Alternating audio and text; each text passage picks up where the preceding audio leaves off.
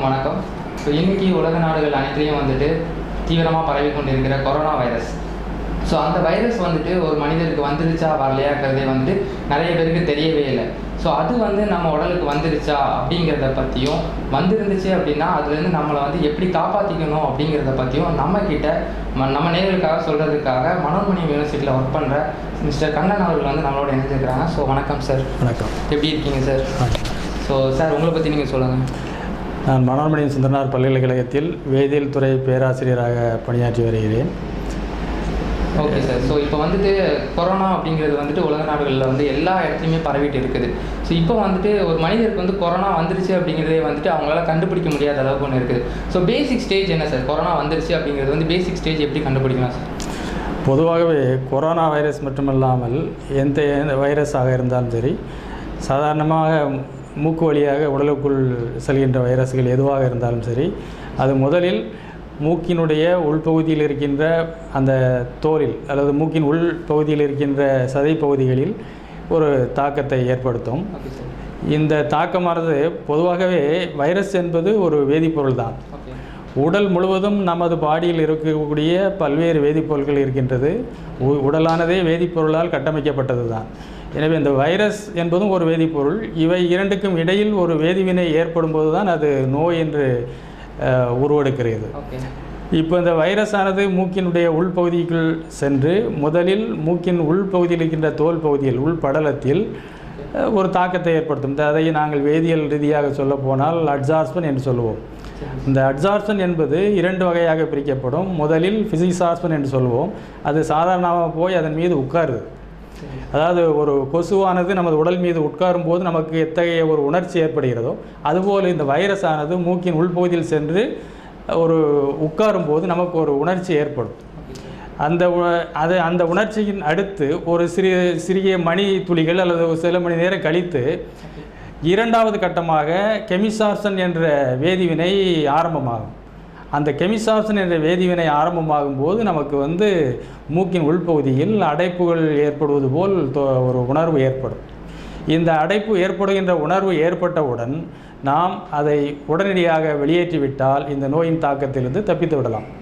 இதை எவ்வாறு வெளியேற்றுவது என்று கேட்டால், இந்த மூக்கின் உள்பகுதியில் அடைப்பு ஏற்பட்ட மூக்கிற்கு அடுத்த மூக்கில் நாம் பெருவிரலால் சற்று அழுத்தி கொண்டு மூச்சு காற்றை வேகமாக வெளியேற்ற வேண்டும் ஒரு மூக்கின் வழியாக.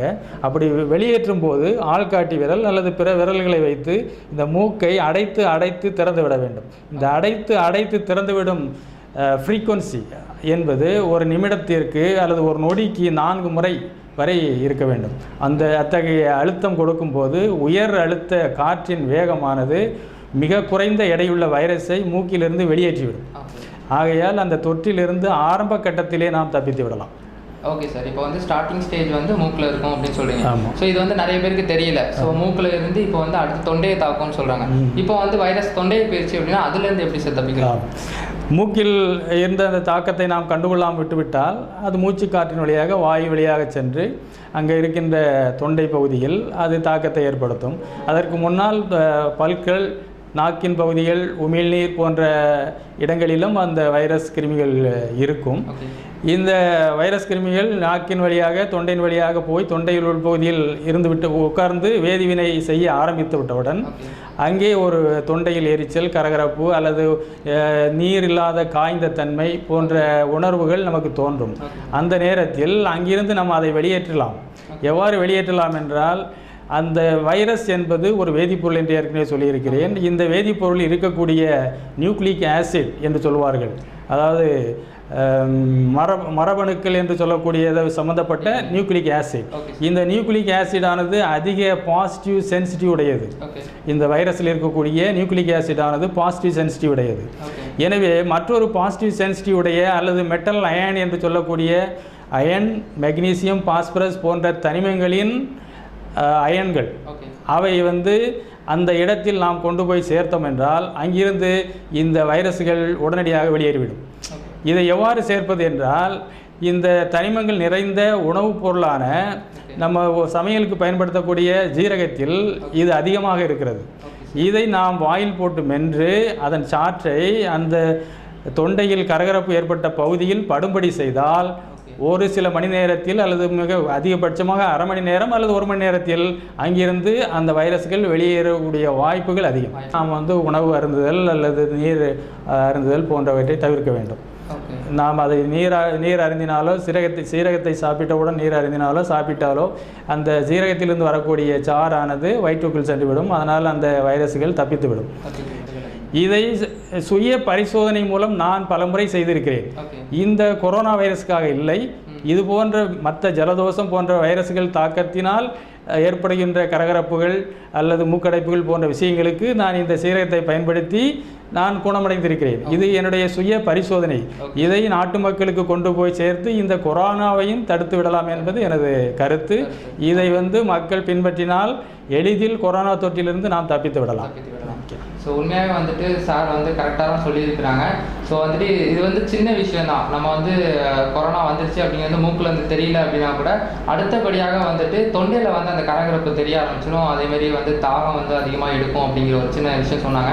ஸோ அந்த மாதிரி யாருக்காவது இருக்குது அப்படின்னா அதுதான் ஸ்டார்டிங் ஸ்டேஜ். ஸோ அது நுரையீரலுக்கு போகாத வரைக்கும் நம்ம தப்பிச்சிடலாம். நுரையீரலுக்கு போனால் மட்டும்தான் அது பிரச்சனை. ஸோ தயவுசெய்து சார் சொன்ன மாதிரி உங்களுக்கு அந்த மாதிரியான ஒரு சின்ன சிம்டம்ஸ் இருக்குதோ இல்லையோ எல்லாருமே அந்த சீரகத்தை கொஞ்சம் ஒரு 3 to 5 days கண்டினியூ பண்ணீங்க அப்படின்னா உங்களுக்கு ஃபியூச்சரில் வராமலே இருக்கலாம். வந்திருந்தா கூட அது உங்களுக்கு குணமடைகிறதுக்கு வாய்ப்பு இருக்குது. ஸோ என்னோட கடைசி கொஸ்டின் சார், இப்போ தொண்டையும் தாண்டி நுரையீரலுக்கு போயிடுச்சு அப்படின்னா அதுக்கு அடுத்த நடவடிக்கையை நம்ம என்ன சார் பண்ணணும்? அடுத்த நடவடிக்கையாக உடனடியாக மருத்துவமனைக்கு செல்ல வேண்டியது தான். ஏனென்றால் அது நுரையீரல் தொற்று ஏற்படும் போது உடல் உறுப்புகளில் பல்வேறு பாதிப்புகளை ஏற்படுத்தும். அதை தடுக்கும் மருந்துகள் வசதிகளான மருத்துவமனையில் இருக்கிறது. உடனடியாக நீங்கள் மருத்துவமனை இது முதல் கட்டமத்தில் இருக்குமானால் நாமே அதை சரி செய்யலாம். ஸோ ஃபர்ஸ்ட் ஸ்டேஜ்லேயே நம்மளை க்யூர் பண்ணிக்கலாம் அப்படிங்கிற ஒரு சின்ன விஷயம் தான் இந்த நிகழ்ச்சி மூலமாக நாங்கள் சொல்ல வந்திருக்கிறோம். ஸோ தயவுசெய்து மக்கள் அனைவருமே இதை ஃபாலோ பண்ணுங்கள். உங்களுக்கு கொரோனா இருக்குதோ இல்லையோ, லாஸ்ட் என்னோட பாயிண்ட் தான், உங்களுக்கு கொரோனா இருக்குதோ இல்லையோ தயவுசெய்து எல்லாருமே இந்த ஒரு 1 week சீரகத்தை சின்ன குழந்தைங்களாக இருந்தாலும் சரி பெரியவங்களாக இருந்தாலும் சரி எல்லாருமே அதை சாப்பிட்லாம். ஸோ தயவுசெய்து அதை சாப்பிடுங்க. ஸோ இந்த நல்ல செய்தியை மக்களுக்கு கொண்டு வந்த கண்ணன் சாருக்கு ரொம்ப நன்றி. ஸோ தொடர்ந்து இதே மாதிரியான பல விஷயங்கள் உங்களுக்கு அப்டேட் பண்ணிகிட்டே இருக்கிறோம். தொடர்ந்து எங்கள் கூட நிகழ்ச்சியில் இருங்க. ஸோ நிகழ்ச்சியை பார்த்தவங்க எல்லாருக்குமே ரொம்ப நன்றி. ஸோ உங்களிடமிருந்து விடைபெறுவது உங்கள் ஜான்சன் மற்றும் கண்ணன் சார். நன்றி, வணக்கம்.